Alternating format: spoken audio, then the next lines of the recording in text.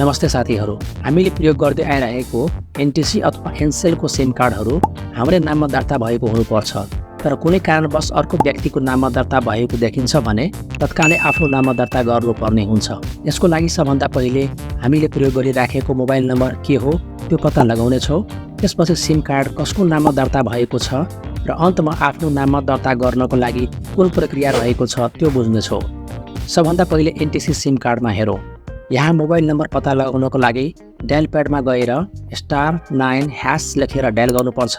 त्यसपछि उक्त mobile number यसरी देखिन्छ। अब सिम कार्ड कसको नाममा दर्ता भएको छ हेरौँ।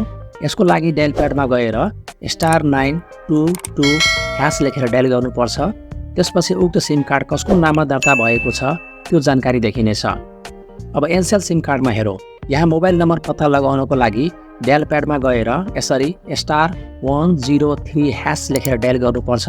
त्यसपछि मोबाइल नम्बर, स्ट्याटस, एक्टिभ भएको मिति, एज अफ सिम दिनमा र प्लान सम्बन्धी सम्पूर्ण विवरणहरू देखिनेछ। अब सिम कार्ड कसको नाममा दर्ता भएको छ हेरौँ। यसको लागि डायल प्याडमा गएर यसरी *9966# लेखेर डायल गर्नुपर्छ। त्यसपछि उक्त सिम कार्ड कसको नाममा दर्ता भएको छ भन्ने जानकारी देखिनेछ। यहाँ तपाईँको नाममा दर्ता भएको छ भने यसरी 1 लेखेर सेन्ड गर्नुपर्छ। यदि छैन भने 2 लेखेर सेन्ड गर्नुपर्छ।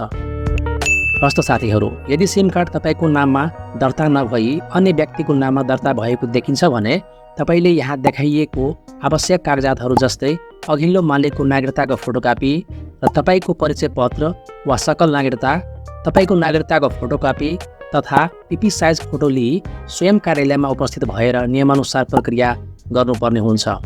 यो भिडियो इन्फर्मेटिभ लागेको छ भने लाइक र सेयर गर्नुहोस्। यस्तै किसिमको नयाँ भिडियो जानकारी पाउनको लागि मेरो च्यानललाई सब्स्क्राइब गरी नजिकै रहेको नोटिफिकेसन बेललाई अलमा पनि दबाउनुहोस्। मेरो च्यानललाई फेसबुक तथा इन्स्टाग्राममा पनि फलो गर्नुहोस्। आजलाई बिदा दिनुहोस्। हस्त, धन्यवाद।